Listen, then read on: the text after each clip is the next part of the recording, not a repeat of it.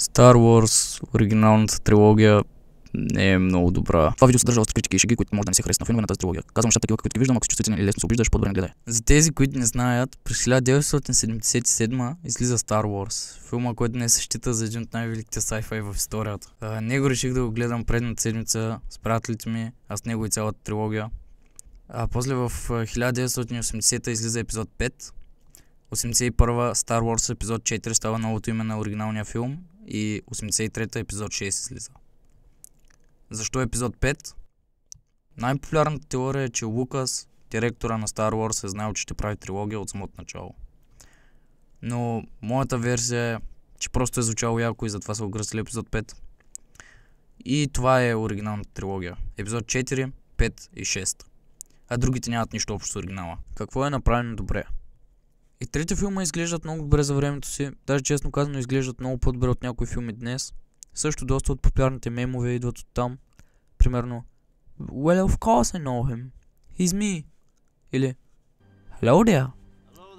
И музиката е доста добра. Но какво не е направено добре?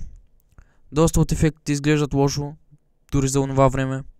Примерно експлозиите или бластерите. Дори мечовете от първия филм изглеждат доста странно.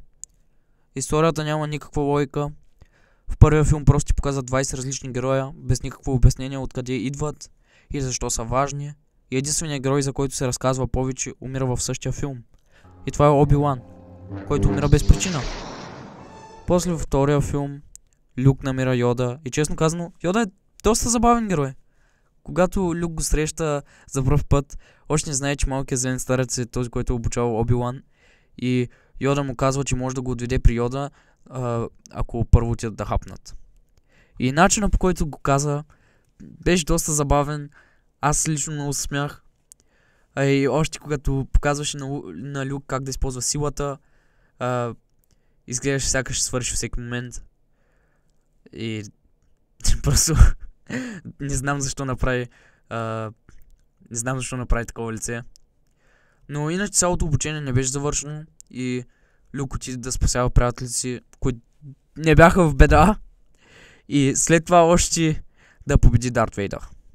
Откъдето идва и култовата фраза: "Ти уби баща ми." Не, аз съм баща ти. И също показват и императора на злото в този филм. Почти целият трети филм е загубен в опити да спасят Хан Соло, който Вейдър замрази във втория филм. Също принцеса Лея, която първите два филми се държа като проститутка, в третия филм работи като проститутка.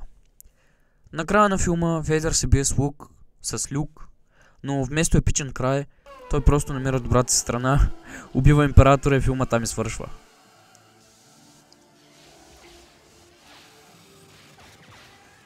Много важни и интересни неща, които можеха да са във филма, просто бяха обяснени с един дълъг текст преди началото на филма.